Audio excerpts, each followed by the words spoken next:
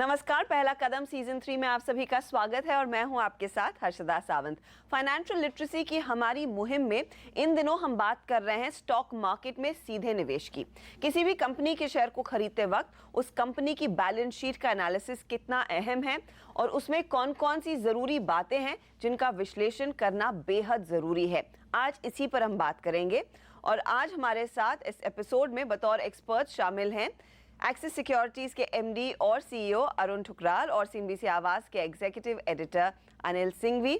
आप दोनों का ही स्वागत है। आजकल वैसे शेयर बाजार जिस तरह से ऊंचाई छू रहा है, हर कोई इस बाजार में पार्टिसिपेट करना चाहता है और खासकर स्टॉक्स खरीदने की तो आदत सभी को लग गई है। नॉर्मली स्टॉक्स या तो किसी के रिकमेंडेशन पे खरीदे जाते हैं या फिर वर्ड ऑफ माउथ लोग सुनते हैं कि मेरे दोस्त ने खरीदा तो मैं ले लेता हूं, लेकिन उसके आगे लोग समझते नहीं है कि उस कंपनी की एनालिसिस कैसे हो, कि आगे का परफॉर्मेंस कैसे रहेगा। उसमें शायद बैलेंस शीट एक पूरा लेखा जोखा होती है जहां पर समझ में आता है कि कंपनी की एक्चुअल वित्तीय स्थिति एक पर्टिकुलर दिन पर कैसी है। तो इसको कितना तवज्जो देना चाहिए, क्योंकि शायद हमारे जैसे अकाउंट्स के छात्र इससे पहले किताबों में पढ़ चुके हैं, लेकिन एक निवेशक के तौर पर ठुकराल साहब ये इम्पोर्टेंट क्यों है? आपने सही कहा कि शेयर तो सब खरीद लेते हैं, कोई भी बोलता है, लेकिन किसी भी कंपनी की हेल्थ देखने के लिए उसकी बैलेंस शीट देखना बहुत ज़रूरी है। बैलेंस शीट जो होती है वो साल में एक बार बनती है और मोस्टली जैसे 31 मार्च को हम यहाँ पे बोलते हैं अपना फाइनेंशियल ईयर क्लोज होता है और बैलेंस शीट जो है वो कंपनी की हेल्थ बताती है। और सबसे इंपॉर्टेंट इसमें ये होता है कि ये एक पर्टिकुलर डेट पे बनाई जाती है। जैसे आपका जो रेवेन्यू अकाउंट है, रिसीट अकाउंट है या प्रॉफिट एंड लॉस है, वो तो फॉर द पीरियड होता है, बट बैलेंस शीट एक डेट को इसलिए बनाई जाती है कि जो उस दिन at the end of that day जो कंपनी की हालत है, उसकी क्या सारी एसेट्स हैं, उसकी कितनी सारी लाइबिलिटीज़ हैं और फाइनली उसका क्या प्रॉफिट है, वो देखने के लिए, हेल्थ देखने के लिए।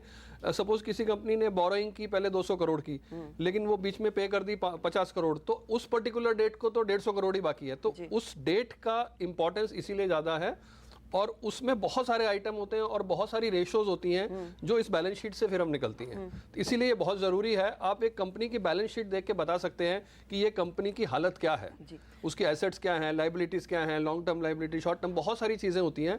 एक आपको फर्स्ट बर्ड्स आई व्यू मिल जाता है, उसके बाद फिर आप उसके डिफरेंट छोटे छोटे पार्ट्स में जाके उसका एनालिसिस करते हैं। लेकिन अनिल, बैलेंस शीट पढ़ना आसान बात नहीं, और ऐसे इसमें जैसे पीएनएल में आपको फाइनली एक पंच लाइन मिल जाती है कि प्रॉफिट है कि लॉस है, राइट? वैसी पंच लाइन बैलेंस शीट में नहीं मिलती, कोई आहा मोमेंट नहीं होता है। यहाँ पर हर चीज को आपने बारीकी से पढ़ना है और जैसे ठुकराल साहब भी कह रहे थे, बैलेंस करना होता है एसेट्स और लायबिलिटीज को। वो निवेशक को समझना क्यों इंपॉर्टेंट है?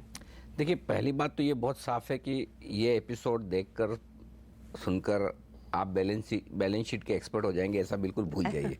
क्योंकि मैं CACS करने के बाद मुझे 25 साल हो गए, अभी भी मुझे वो कॉन्फिडेंस है कि नहीं है कि मैं बैलेंस शीट को पूरे अच्छे तरीके से पढ़ सकता हूँ, क्योंकि ये एक प्रोसेस है, प्रैक्टिस है और हर बैलेंस शीट दूसरी बैलेंस शीट से अलग होती है ना। तो बैलेंस शीट में एक्सपर्ट बनना तो बहुत बहुत बहुत आगे की बात है। लेकिन जहाँ तक आज के एपिसोड का सवाल है हर्षदा, ये ज़रूर हम करने की कोशिश करेंगे कि बेसिक क्या है बैलेंस शीट के, वो लोगों को समझ में आ जाए। अब ये बात सही है कि अगर आप प्रॉफिट एंड लॉस से कंपेयर करें तो प्रॉफिट एंड लॉस अकाउंट ज़्यादा आसान है, क्योंकि एंड ऑफ डे उसमें प्रॉफिट या कम या ज़्यादा करने की कोशिश हो सकती है थोड़े से एक दो आइटम में, लेकिन बैलेंस शीट में हर आइटम दूसरे आइटम से अलग है जी। और ऐसी सिचुएशन में आपको पूरी की पूरी बैलेंस शीट के सारे आइटम्स को बहुत गौर से, ध्यान से देखना होता है। उसके बाद आपको अंदाज़ा लगाना होता है कि इस कंपनी की सिचुएशन क्या है। फर्ज करें जैसे आप और हम अपनी बैलेंस शीट बना रहे हैं, हमारी बैलेंस शीट में क्या होगा? हमारी बैलेंस शीट में एक तरफ एसेट्स होंगी कि या तो हमारा बैंक में पैसा पड़ा है या फिर हमारे प्रॉपर्टी हैं या कुछ ज्वेलरी है, कुछ इन्वेस्टमेंट्स हैं। दूसरी तरफ अगर हमें किसी को पैसा देना वगैरह है तो वो हो सकता है, जो लोन वगैरह हैं। तो ये हमारी बैलेंस शीट जनरली बन जाती है। लेकिन कंपनियों की बैलेंस शीट इतनी आसान नहीं है, क्योंकि कंपनी हमारी तरह से एक तरह से जीवित पर्सन नहीं है ना। तो ऐसी सिचुएशन में कंपनी के लिए बैलेंस शीट दोनों तरफ बराबर होना बहुत ज़रूरी है। वो कहते हैं ना, बैलेंस शीट टैली हुई कि नहीं। हाँ, तो टैली नहीं हुई मतलब मामला गड़बड़ है। तो एक पर्टिकुलर डेट पे आपकी एसेट्स और लाइबिलिटीज़, बैलेंस शीट को दो पार्ट में रखा जाता है, लेफ्ट साइड में लाइबिलिटीज़ है और राइट साइड में एसेट्स हैं। तो एसेट्स और लाइबिलिटीज़ दोनों आपकी मैच होना जरूरी है। इवेंचुअली मैच होना जरूरी है। अच्छा, तो लाइबिलिटी के साथ शुरुआत करते हैं और फिर एसेट्स पे आएंगे, इसको ब्रेकअप करेंगे। तो पहला हमारा जो लेफ्ट हैंड का कॉलम है उसे भरना शुरू करते हैं। तो शुरुआत नॉर्मली इक्विटी शेयर कैपिटल के साथ लोग करते हैं। जब कोई शेयर खरीदता है ये नहीं सोचता कि इक्विटी शेयर कैपिटल है क्या और इसको कैसे क्लोजली देखना चाहिए। हालांकि जब कंपनियां फंड आगे रेस करने के लिए आती है और अलग अलग इंस्ट्रूमेंट्स यूज करती है तो हम भी बातचीत में कहते हैं कि इक्विटी डाइल्यूट तो नहीं हो रही है। अब इसको बेसिक से समझा जाए तो इक्विटी शेयर कैपिटल को कैसे ब्रेक डाउन करें और साथ ही एक आम निवेशक के लिए क्यों इंपॉर्टेंट है कि कितना इक्विटी शेयर कैपिटल है कंपनी के हाथ। जैसे कि आपने बोला कि इक्विटी शेयर कैपिटल इसीलिए भी इम्पॉर्टेंट है कि अगर बाहर से आप देखें कि अगर बहुत बड़ा कैपिटल है और बहुत छोटा कैपिटल है और उस पर जो रिटर्न है तो वो बहुत इंपॉर्टेंट है। अगर छोटे कैपिटल पे ज़्यादा रिटर्न आ रही है तो पर शेयर आपका जो अर्निंग है वो बहुत ज़्यादा होगा। तो इसीलिए जो इन्वेस्टर है उसके लिए बहुत ज़रूरी है कि वो कंपनी की कैपिटल का साइज़ जान ले और उसके काफ़ी सारे हिस्से हैं इक्विटी शेयर कैपिटल। अगर मैं एक्सप्लेन करूं तो सबसे पहले जो बोलते हैं उसको बोलते हैं ऑथोराइज शेयर कैपिटल। मतलब कंपनी को ये परमिशन लेनी पड़ती है कि कितना कैपिटल वो इशू कर सकती है।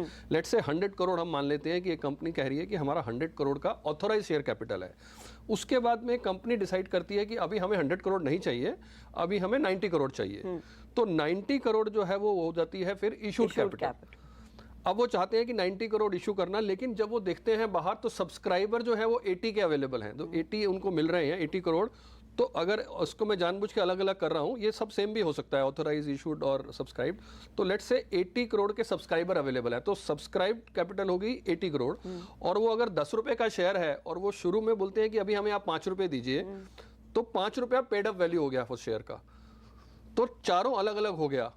तो इसीलिए ये सबको समझना बहुत जरूरी है कि कंपनी की ऑथोराइज शेयर कैपिटल क्या है, इशूड शेयर कैपिटल क्या है, सब्सक्राइब्ड क्या है, फाइनली पेड अप क्या है। क्योंकि इसी से फाइनल पता लगेगा कि आपको जो पर शेयर डिविडेंड आएगा वो कितना है। कल को कैपिटल अगर बड़ी करनी है तो ऑथोराइज शेयर कैपिटल में और जगह है कि नहीं, वापस दोबारा जाना पड़ेगा। तो ये सब चीजें बेसिक समझना बहुत जरूरी है। अरे नॉर्मल एक आम निवेशक ऐसी चीजों पर ध्यान नहीं देता है कि उसको वाकई में क्लोजली ध्यान देना चाहिए कि कंपनी का ऑथराइज शेयर कैपिटल क्या है, कितना इन्होंने इशू किया है, कितना और लीवे है कैपिटल रेज करने के लिए। देखिए, एक आम शेयर धारक 2 तरीके से कमाता है। अगर किसी कंपनी में निवेश करता है, निवेश करके वो शेयर होल्डर बन जाता है, राइट। जब वो शेयर होल्डर बनता है तो ये इक्विटी शेयर कैपिटल वाला जो कॉलम है जिसमें इक्विटी कैपिटल है उसका एक वो हिस्सा है जी। उसके कमाने के 2 तरीके हैं। पहला डिविडेंड के तौर पर, तो कंपनी जो भी कमाई कर रही है सब टैक्स वैक्स भरने के बाद जो मुनाफा बचता है वो शेयर होल्डर्स में बांटती है अगर कंपनी, तो वो डिविडेंड मिलता है। दूसरा, अगर शेयर लिस्टेड है, क्योंकि हम लिस्टेड वाली कंपनियों के लिए बात कर रहे हैं ताकि लोगों को ज़्यादा समझ में आए जो इक्विटी मार्केट में इन्वेस्टमेंट कर रहे हैं, तो दूसरा तरीका होता है कि उस शेयर के दाम बढ़े तो उन्हें कमाई होती है, कैपिटल अप्रिसिएशन जिसे बोलते हैं। आपके खरीदने के बाद शेयर का दाम बढ़े।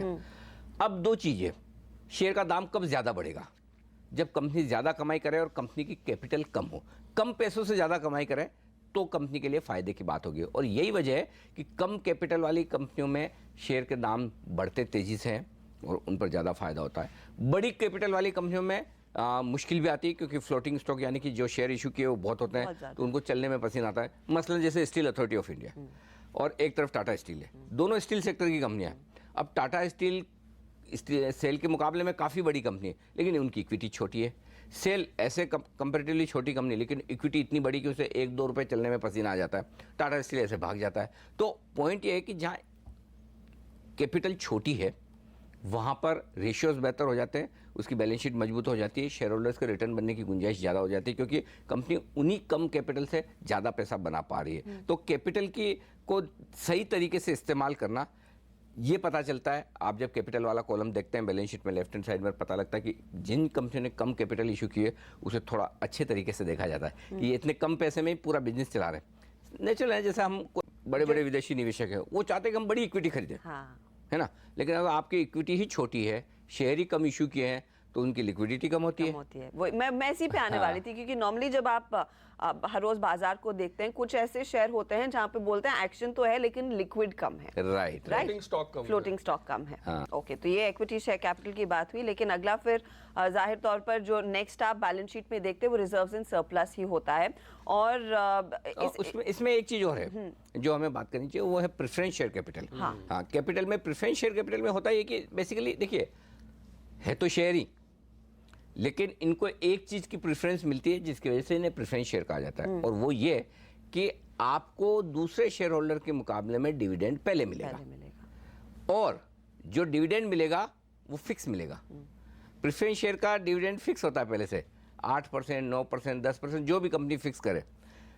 देखिए, कंपनी ने जो भी कमाया, मुनाफा किया, वो मुनाफे से आपने टैक्स वैक्स भर दिया, सब कुछ कर दिया, सारा मुनाफा कराने के बाद में जो बच गया शेयर होल्डर्स में बांटने के लिए, अब वो शेयर होल्डर्स में बांटने के लिए जो मुनाफा बचा, उसमें पहला हक प्रेफरेंस शेयर होल्डर्स का होता है जी, और दूसरा हक होता है इक्विटी शेयर होल्डर का। लेकिन जब प्रेफरेंस शेयर होल्डर को पहले हक मिल रहा है, मुनाफा होना जरूरी है, मुनाफा नहीं है तो नहीं मिलेगा, तो उनको सामने एक त्याग करना पड़ता है, और त्याग होता है वोटिंग राइट। हाँ। और एक चीज इन्होंने जो पहले कही कि जो इक्विटी कैपिटल कम करने के भी तरीके होते हैं, जैसा आजकल हम बहुत देखते हैं कि बायबैक किया, तो वो buyback is nothing but reducing the capital. तो जैसे ये बोल रहे थे कि अनिल जी की कम कैपिटल होनी चाहिए और ज्यादा कमाई होनी चाहिए, तो एक ये भी तरीका लोग आजकल यूज करते हैं। चलिए, तो ये पहला टॉपिक हुआ इक्विटी शेयर कैपिटल का। हम लेंगे एक छोटा सा ब्रेक, लेकिन रिजर्व्स इन सरप्लस इसे कैसे पढ़ा जाए, क्योंकि आजकल हम देखते हैं बैलेंस शीट में बात होती है कि कैश सरप्लस कितना है, रिजर्व्स कितने हैं, इसको भी समझना है, इसकी क्या अहमियत है, इस पर हम बात करेंगे ब्रेक के बाद। आप देख रहे हैं पहला कदम, और आज खास फोकस है बैलेंस शीट पर, और बैलेंस शीट पढ़ना क्यों जरूरी है, और जिसे जब आप इसे देखते हैं तो कंफ्यूज ना हो, लायबिलिटीज क्या है, एसेट्स क्या है, और इसके मायने क्या है जब आप खासकर बाजार में शेयर खरीदते हैं, किसी कंपनी का स्टॉक लेते हैं। इसी को हम डिटेल में समझ रहे हैं अनिल सिंघवी के साथ और अरुण ठुकराल के साथ। हमने पहले इक्विटी शेयर कैपिटल को काफ़ी डिटेल में समझ लिया, रिजर्व्स इन सरप्लस की बात करते हैं। इसे कैसे समझना चाहिए, इसकी अहमियत क्या होती है एक आम निवेशक के लिए? देखिए, जैसे कि नाम से ही पता लगता है रिजर्व्स एंड सरप्लस, तो पूरा कंपनी का जब सब कुछ खर्चा हो गया तो फाइनली जो प्रॉफिट आए, प्रॉफिट में से जो डिविडेंड देना है वो भी दे दिया, तो जो बाकी पैसा बच गया वो उसको रिजर्व्स एंड सरप्लस में ट्रांसफर कर देते हैं, और इनको बोला जाता है share holders fund, because share holder fund में एक तो कैपिटल हो गया और एक उसमें ऐड कर दीजिए तो रिजर्व्स एंड सरप्लस हो गया। तो ये हर चीज़ के लिए यूज़ नहीं होता, तो there is a list of things जो जिसके लिए आप रिजर्व एंड सरप्लस को यूज़ कर सकते हैं। और जनरली एक कंपनी की हेल्थ देखने के लिए ये बहुत ज़रूरी है, और बहुत सारे जो रेशो निकाले जाते हैं उसमें भी ये शेयर होल्डर फंड देखे जाते हैं कि अगर आप कोई भी रेशो आप निकालेंगे कि कंपनी की डेट सर्विस कैसी है, इंटर सर्विस, तो वो शेयर होल्डर फंड कितने हैं, मतलब कंपनी कितनी इक्विटी, और क्योंकि इसके ऊपर कंपनी को कुछ ब्याज नहीं देना है, जो आप बोरो करोगे फंड उसके लिए तो आपको इंटरेस्ट देना है, बट ये तो खुद का पैसा है, तो capital plus share holder fund जितना बढ़ता जाएगा रिजर्व्स में, वो कंपनी बहुत स्ट्रांग मानी जाती है। अनिल, नॉर्मली कई कंपनियां कहती हैं अपनी बैलेंस शीट में या फिर जब भी नतीजे आते हैं, हमारे पास एक्स अमाउंट, एक्स हजार करोड़ रिजर्व पड़ा है, वो इसी कैटेगरी में आता है। हाँ, अब रिजर्व में भी क्या अलग अलग पर्पज है, आप इस रिजर्व का इस्तेमाल कहाँ करेंगे। एक कैपिटल रिजर्व होता है, एक जनरल रिजर्व होता है, कुछ अलग स्पेसिफिक पर्पज से आपने रिजर्व बना दिया कि इस रिजर्व का इस्तेमाल हम इसी चीज़ के लिए करेंगे। और एक और चीज़ होती है profit and loss account in reserve में। अब देखिए, प्रॉफिट एंड लॉस अकाउंट किसी पर्टिकुलर पीरियड के लिए बन गया, सारे खर्चे वर्चे निकल के जो पैसा बचा, मतलब जो मुनाफा आया, अब वो मुनाफा बैलेंस शीट में कहीं तो जाएगा। हाँ। मजे की बात है, ऐसे आमतौर पर हम क्या सोचते हैं कि मुनाफा मतलब तो हमारी एसेट्स है, लेकिन वो बैलेंस शीट में दिखता है लायबिलिटी में, और लायबिलिटी साइड में रिजर्व्स एंड सरप्लस कॉलम में दिखता है। और नॉर्मली हमारे लिए भी हमारे रिजर्व्स हमारे लिए एसेट होते हैं, हाँ, राइट, जो आप कैश घर पे रखें या अकाउंट में रखें। हाँ, तो हमारे और कंपनी की बैलेंस शीट बनाने में ये फर्क है, वही अलग बात। हाँ, तो किसी कंपनी का क्या है, कंपनी बैलेंस शीट बना रही है, कंपनी क्या कहती है, लायबिलिटी क्या है, मुझे इक्विटी शेयर होल्डर को इतनी इक्विटी का पैसा देना है, मुझे रिजर्व सरप्लस में इतना रिजर्व जो मेरे पास पड़ा है वो शेयर होल्डर्स को देना है, वैसा है। क्योंकि ये सारे पे आउट्स होंगे, किसी ना किसी को आगे पैसा जाएगा। एग्जैक्टली, तो थोड़ा सा उस हिसाब से अलग है। तो जब हम बैलेंस शीट डिस्कस करें तो थोड़ा सा वो बेसिक्स भूल कर करें ताकि आपको आराम से समझ में आ जाए। तो अब प्रॉफिट एंड लॉस अकाउंट में जो पैसा बचा है डिविडेंड वगैरह बांटने के बाद, वो चले जाता है प्रॉफिट एंड लॉस अकाउंट में रिजर्व सरप्लस के कॉलम में। अगर कई बार आपने देखा होगा ना, कंपनी बोनस शेयर इशू करती है। बोनस शेयर क्या है, बोनस शेयर में कोई पैसा थोड़ी देना है, नहीं। कंपनी को शेयर ही तो एडिशनल इशू करना है। Exactly. वो पैसा कहाँ से आता है? कहीं से नहीं आता। पैसे का कुछ काम ही नहीं, खाली एक बुक एंट्री होती जी। है। उसमें क्या होता है, जब कंपनी बोनस इशू कर रही है, शेयर कैपिटल बढ़ जाएगी, इश्यूड कैपिटल बढ़ जाएगी और रिजर्व्स में से पैसा कम हो जाए। कैपिटल रिजर्व जो बना रखा है कंपनी ने, जो कैपिटल रिजर्व में से बोनस इशू कर देती है, तो वहाँ से पैसा निकल जाता है और वहाँ चले जाता है। एक ही साइड में है, एक कॉलम में पैसा बढ़ गया, एक में घट गया और बात एक ही हुई, और शेयर होल्डर खुश हो जाता है, चलिए बोनस मिला है, बोनस मिला है ना। तो और स्टॉक की वैल्यू वही लेकिन रिजर्व की यही खासियत है कि कंपनी बोनस तभी इशू कर सकती है जब उसके पास रिजर्व में पैसा हो जी। नहीं तो बोनस इशू कैसे करेगी?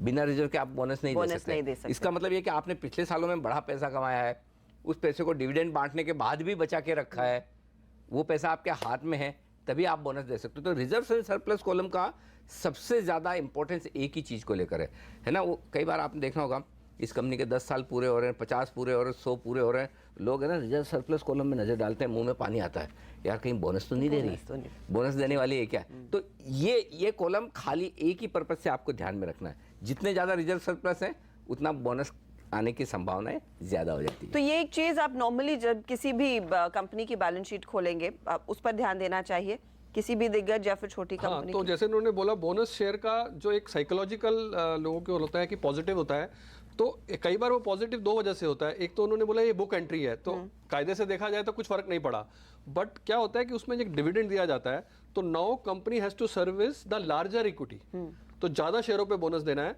और कई बार over a period of time company जो है वो डिविडेंड का रेट चेंज नहीं करती, तो फाइनली जो है शेयर होल्डर को फायदा होता है। अगर उसके पास 100 शेयर थे और 200 हो गए, तो 200 के ऊपर उसको डिविडेंड मिलेगा और फाइनली कंपनी उसी लेवल पर आ जाती है। तो इस तरह से भी आ जाता है। और एक दूसरा फायदा जो होता है वो उनका फ्लोटिंग स्टॉक बढ़ जाता है जी। तो वो भी इन्वेस्टर बहुत पॉजिटिव तरीके से देखते हैं। Okay, तो ये सब शेयर होल्डर फंड्स इसलिए बहुत जरूरी है। जी चलिए, तो रिजर्व्स पर भी इसी लिहाज से आप ध्यान दीजिए, क्योंकि ये तय करता है कि आपको अगला बोनस मिलेगा या नहीं और कंपनी के पास वो पर्याप्त कैश है या नहीं अलग अलग चीजों को इम्प्लीमेंट करने के लिए।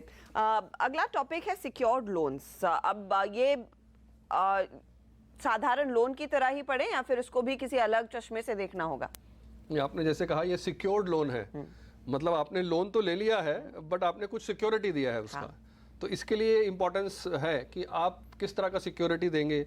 और सिक्योर्ड लोन में ये भी फायदा होता है कि आपको जो है वो रेट अच्छा मिलता है, इंटरेस्ट रेट जो चार्ज कर रहा है आपसे बोरोहर वो कम करेगा। अनसिक्योर्ड लोन में ऑब्वियसली उसको ज़्यादा देना पड़ेगा। एंड सिक्योरिटी आप कुछ भी दे सकते हैं, आप अपना प्लांट एंड मशीनरी दे सकते हैं। Different type of industries will give different kind of collaterals. तो एक बैंकिंग इंडस्ट्री अगर लोन लेगी तो अलग देगी, एक मैन्युफैक्चरिंग इंडस्ट्री अगर लोन लेगी तो सब अलग अलग इंडस्ट्री जो लोन लेंगी उनका सिक्योर्ड का एक पोर्टफोलियो होगा, सिक्योर्ड लोन का और अनसिक्योर्ड का। तो कंपनी को ये भी देखना है कि कितना आप सर्विस कर सकते हैं, कितना इंटरेस्ट दे सकते हैं और कितना, क्योंकि आप में से पैसा कम हो जाए। कैपिटल रिजर्व जो बना रखा है कंपनी ने, जो कैपिटल रिजर्व में से बोनस इशू कर देती है, तो वहाँ से पैसा निकल जाता है और वहाँ चले जाता है।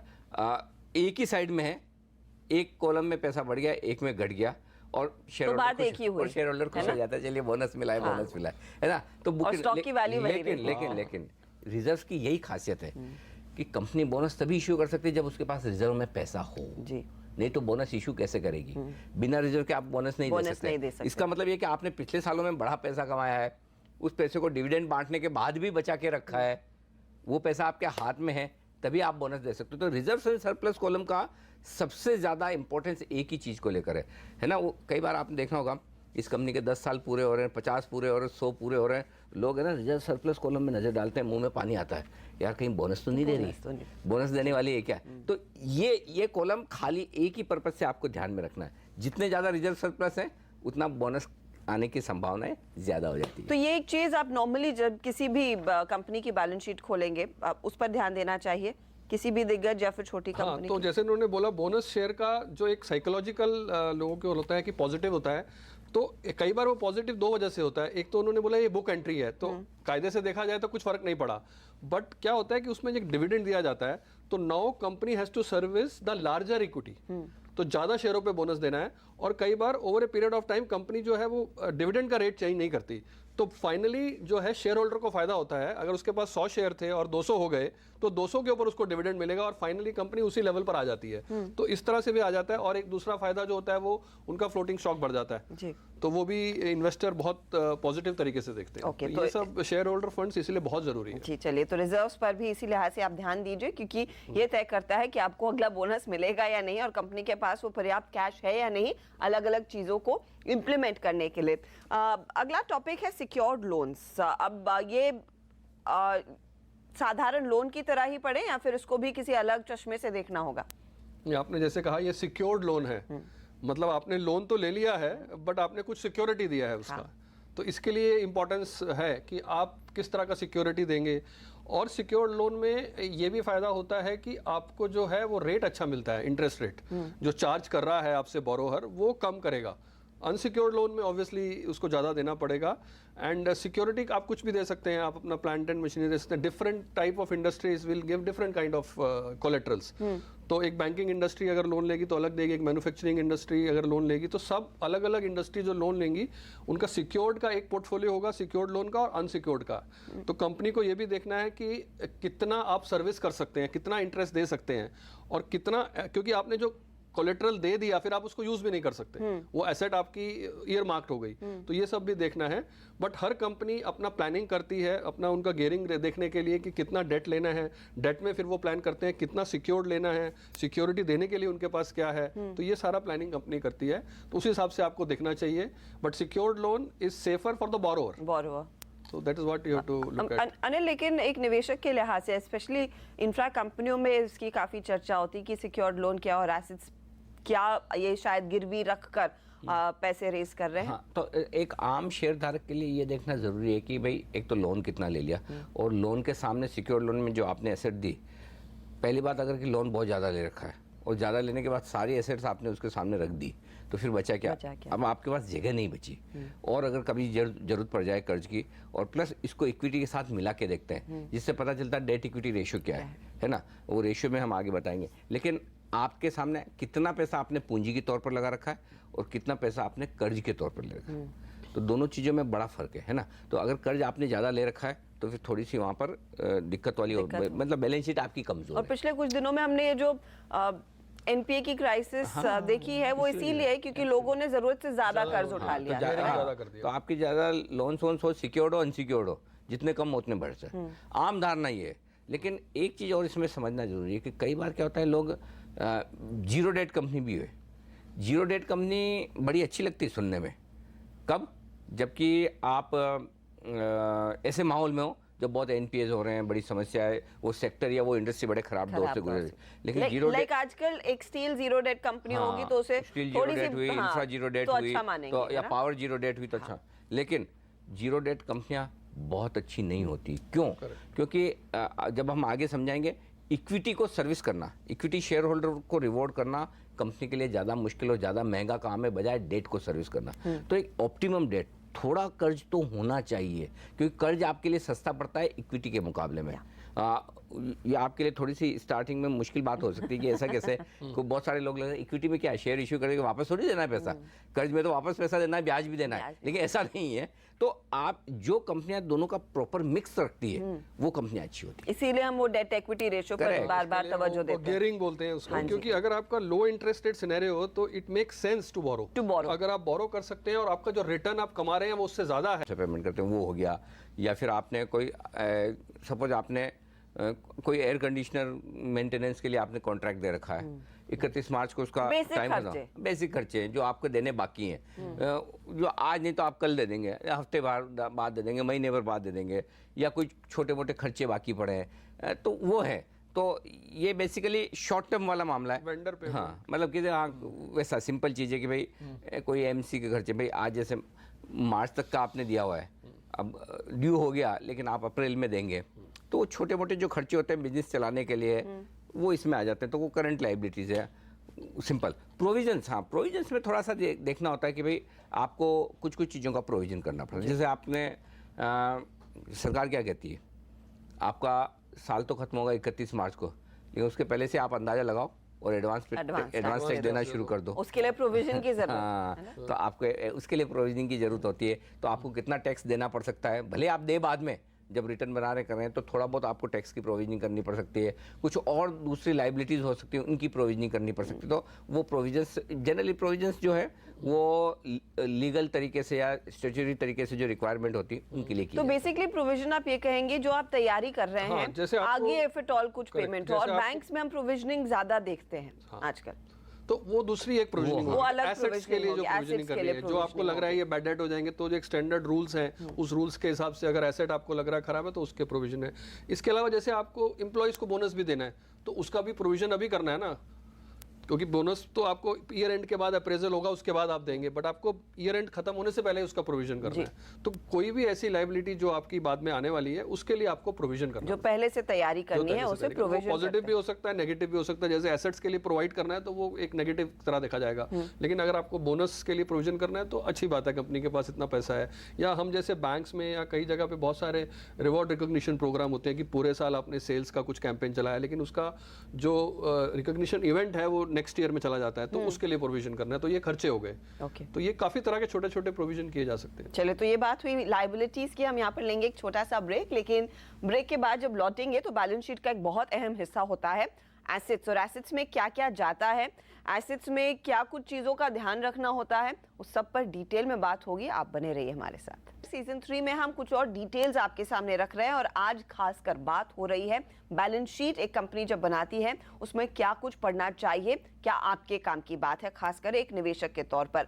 लायबिलिटीज क्या है ये हमने समझा, लेकिन अब फोकस करते हैं एसेट्स पर। और एसेट्स में ठुकराल साहब आप पहले बताइए, एसेट्स मतलब क्या? हर चीज जो कंपनी ओन करती है और इसमें सब कुछ आ जाएगा क्या? कंपनी का नाम, फैक्ट्री, कंप्यूटर, पेरिफेरल, सब कुछ? एक्चुअली सब कुछ ही एसेट्स है, बट हम जो उसका क्लासिफिकेशन करते हैं हम होते हैं कि पूरे साल आपने सेल्स का कुछ कैंपेन चलाया, लेकिन उसका जो रिकॉग्निशन इवेंट है वो नेक्स्ट ईयर में चला जाता है, तो उसके लिए प्रोविजन करना है, तो ये खर्चे हो गए। ओके, तो ये काफी तरह के छोटे छोटे प्रोविजन किए जा सकते हैं। चलिए तो ये बात हुई लायबिलिटीज की। हम यहाँ पर लेंगे एक छोटा सा ब्रेक, लेकिन ब्रेक के बाद जब लौटेंगे तो बैलेंस शीट का एक बहुत अहम हिस्सा होता है एसेट्स, और एसेट्स में क्या क्या जाता है, एसेट्स में क्या कुछ चीजों का ध्यान रखना होता है, उस सब पर डिटेल में बात होगी। आप बने रहिए हमारे साथ। सीजन 3 में हम कुछ और डिटेल्स आपके सामने रख रहे हैं और आज खासकर बात हो रही है बैलेंस शीट एक कंपनी जब बनाती है उसमें क्या कुछ पढ़ना चाहिए, क्या आपके काम की बात है, खासकर एक निवेशक के तौर पर।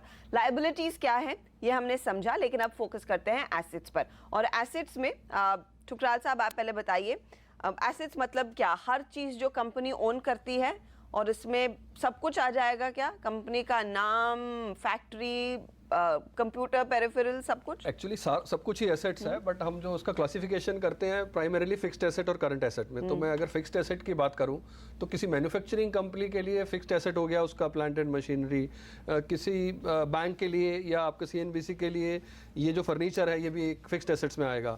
बट इसके अलावा बहुत सारी बाकी एसेट्स भी होती हैं, जैसे इंटेंजिबल एसेट्स होती हैं या सॉफ्टवेयर एसेट्स होती हैं, वो भी फिक्स्ड एसेट में आती हैं। आपके पास जो सॉफ्टवेयर हैं वो आपके फिक्स्ड एसेट में आते हैं, बट जो कॉपीराइट्स हैं या जो पेटेंट्स हैं और जो गुडविल है, ये सब चीज़ें जो है ये दिखाई नहीं देती।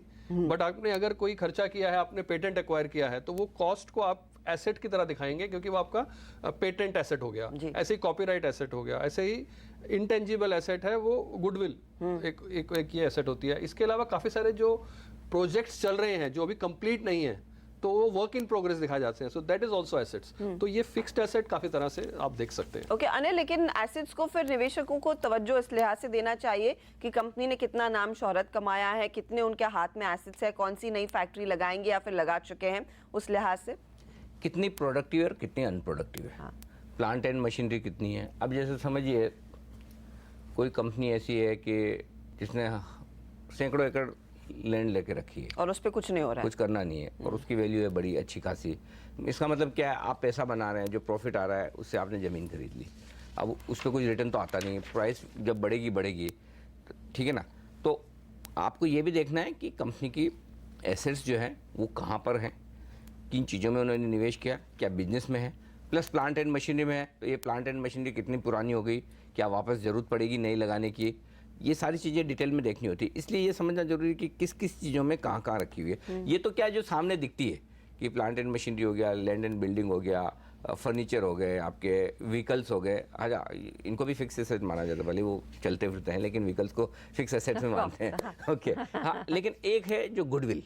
अगर कोई कंपनी बहुत पुरानी है, उनकी साख है बाजार में, उनके प्रोडक्ट्स की अच्छी वैल्यू है, उन्होंने कुछ कॉपीराइट पेटेंट इस तरह के कर रखे हैं, तो उनकी वो अपने उसकी वैल्यू करवा के, इंडिपेंडेंट वैल्यूएशन करने वाले लोग होते हैं, वो उसको भी अपने इसमें रख सकते हैं और वो जो उसके सामने जो एंट्री होगी ना, वो रिजर्व्स में चली जाती है। ठीक है। ताकि आपकी इतनी गुडविल है, क्योंकि सपोज आज रिन है, अब रिन ब्रांड है तो रिन के अपने ब्रांड है, तो अगर उसका एक वैल्यूएशन कराएं, क्योंकि ब्रांड बनाने में भी बहुत पैसा खर्च होता है, तो उस तरह से आप कंपनी की एक गुडविल की भी एक वैल्यूएशन करा सकते हैं और रख सकते हैं। तो इसलिए इंपॉर्टेंस यही है कि जो फिक्स एसेट्स हैं उनमें आप ये ध्यान में रखें वो एसेट्स कहाँ कहाँ पर हैं। ओके फिर इसके साथ फिर आप इन्वेस्टमेंट्स को भी जोड़कर देखते हैं, तो इन्वेस्टमेंट्स में फिर आप क्या गिनेंगे? जो आपने ज़मीन खरीदी उसे फिक्स्ड एसेट के तौर पर ही देखेंगे या फिर आगे निवेश के तौर पर देखिए, देखेंगे? अगर जमीन उन्होंने इसलिए खरीदी कि आगे चल के एक्सपांशन करेंगे, तब वो तो वो चले जाएगा फिक्स एसेट में। अगर लेकिन उन्होंने सिर्फ इसलिए खरीदी लेके रख लो, पड़ा है पैसा इसलिए, तो वो इन्वेस्टमेंट में चले जाता है। तो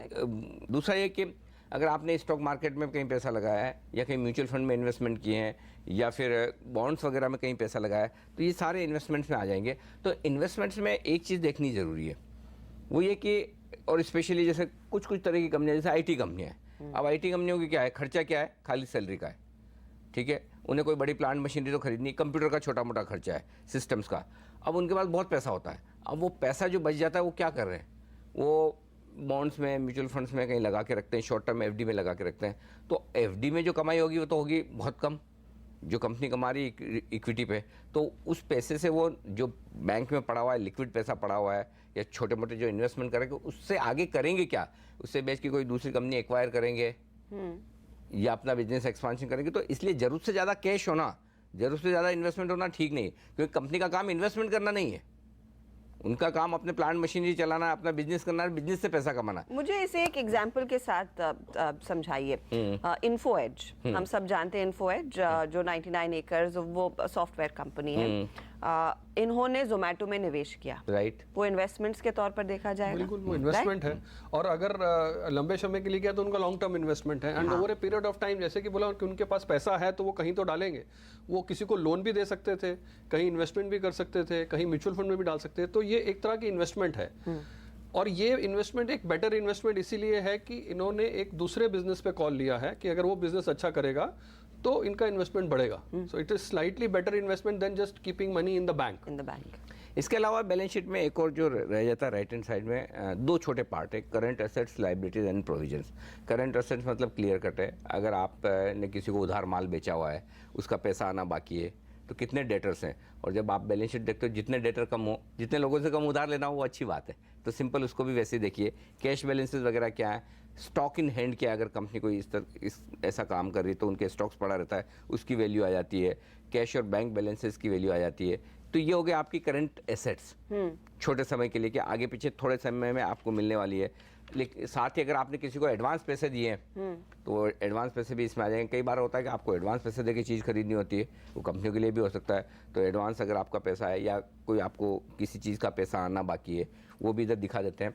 तो ये सारी चीज़ करंट एसेट्स, लायबिलिटीज और प्रोविजंस में आ जाता है, वो एसेट साइड में आता है। एक आखिरी है प्रिलिमिनरी एक्सपेंसेस, यानी कि कई चीज़ें ऐसी होती है कि कोई प्लांट शुरू होने के पहले आप खर्चे वगैरह करते हैं, और वो प्लांट शुरू हो जाने के बाद या वो एसेट बन जाने के बाद उन खर्चों को आप धीरे धीरे हर साल कम करते जाते हैं प्रॉफिट एंड लॉस अकाउंट में डाल के। तो